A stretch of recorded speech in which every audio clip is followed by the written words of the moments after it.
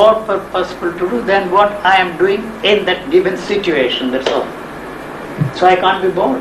And that can be anything at all. From frame to frame, From frame just the way this is functioning, the body. Huh?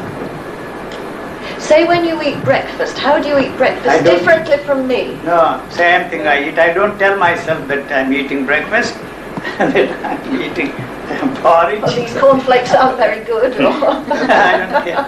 The more preservatives they have in the food, the greater is the chance of preserving this body. The cream you brought, that's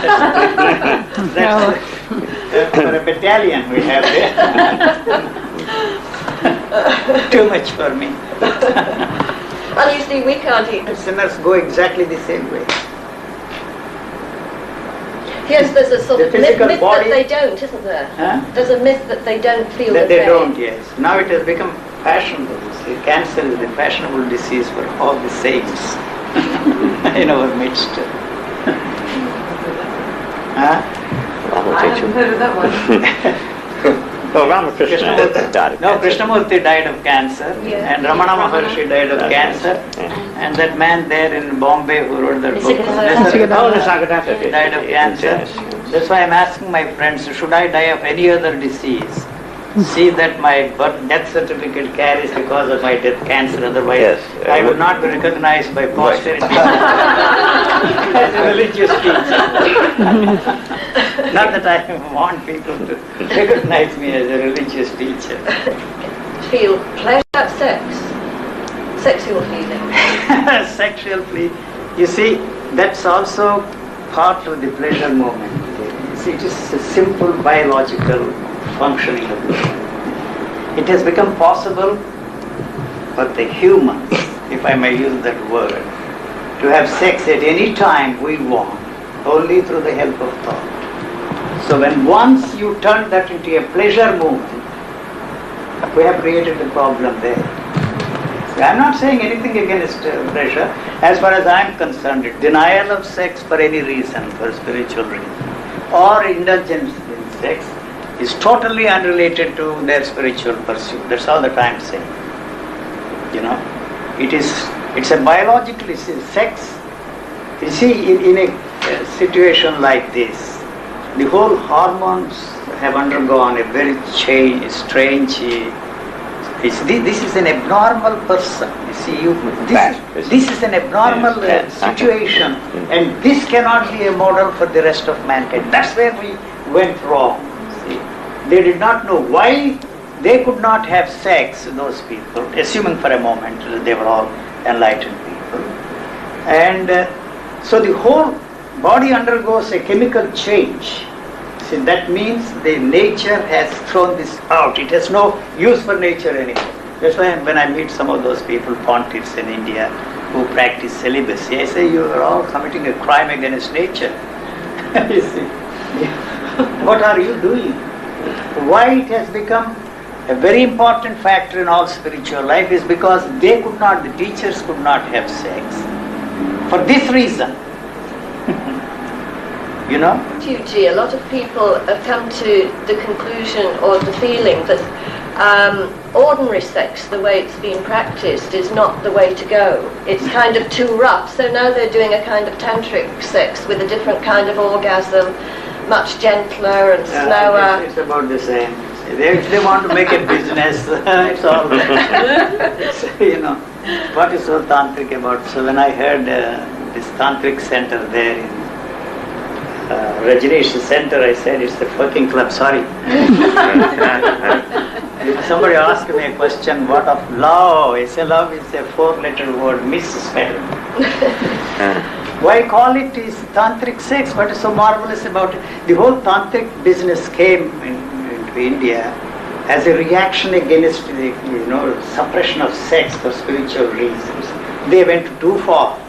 That's why you have all these temples and sex symbols. Every temple has all kinds of imaginable sex postures you have there. And so they translate all that and give some mystical explanation to that kind of thing. What is so mystical about the whole business? I'm sorry. But people are trying to get cosmic orgasms now. Come on. Come on. What is so cosmic about it? Sounds a difficult way to live. No, it's very simple to live. No, it happens Very automatically. simple. As You soon are as you ask functional, for that's it. all. Thought is functional. It ceases to be the instrument of achieving, accomplishing, attaining anything. So the energy that is consumed with this constant demand to maintain the identity. That's why you dream, I don't dream. So the images continues. You are not actually sleeping, I don't sleep in that sense. Like a cat, sleep, wake up, wake up, wake up. You see, like that. There's no continuity there. So there is no way I can dream. The images don't exist even while I am awake. So how can I dream when I am asleep? You are forced by the demands of the body to rest. This demands this. So I don't have to do a thing while I am sitting here. It cuts the sensory, it slows down. The sensory activity slows down. The eyes may be open, it sees nothing. Just for a fraction of a second. And then after that it becomes clear. That is the clarity I am talking about, not the clarity of thought. By repetitive process, our thoughts become very clear, and that's what we are interested in, the clarity of thought. But here, the clarity of the sensory perceptions, extraordinary clarity it has. You see, not that I can count every hair you have on your head, it sees the space between the two hairs. Uh-huh. Through the help of a computer, probably it will be possible to prove that I am wrong if I give hazardous a figure and say that you have so many hairs. Yeah. It's not in that sense. You see, that's the clarity. This is a tremendous organism. Whoever created, there may not be any creator, it may have just happened that way. Tremendous intelligence it has. Or the calamity, which we could tell you about afterwards.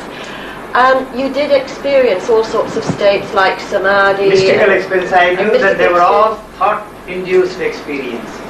This can't be. What do you mean by that? This is not what I am interested in. I am still there. There is somebody who is experiencing these things. You mean people when they say The fact that you see, I experience and tell myself that I am in a blissful state means that I have the knowledge of that blissful state.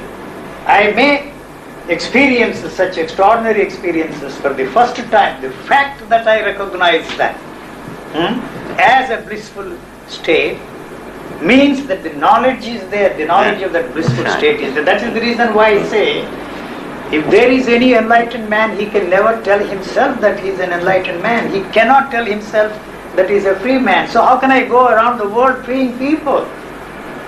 I am not freeing people. I am not interested in freeing anybody. I am telling you, this is what I have found. If you want to listen, listen. If you don't want, it's of no interest to me. People ask me the question, why are you talking? Why not? You see, you are here, so I am talking. Why are you breathing? Why are you traveling? You see, I have traveled all my life. You see, I have no home. That's why I said, I am a man with no fixed abode and no tangible means of livelihood. So, enlightenment, assuming for a moment that through some gimmick you will become enlightened. What will you do with it? It will have no use for you. It cannot be fitted into the value system. Do we need a use? I cannot. How can I thrive on the gullibility and credulity of the people, knowing very well that there is no such thing as enlightenment? You don't need any help from me or from anybody. But what if I seek help? Seek, that will keep you helpless for the rest of your life and the lives to come if there are any. In this area, if I am weak and cannot stand, cannot walk, we will all have to have robots very soon.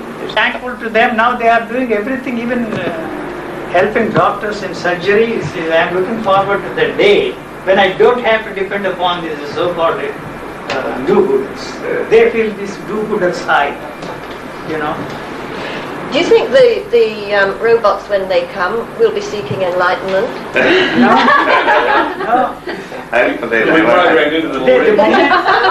If you are ready to accept that you are no different from the robot, then all the problems are solved.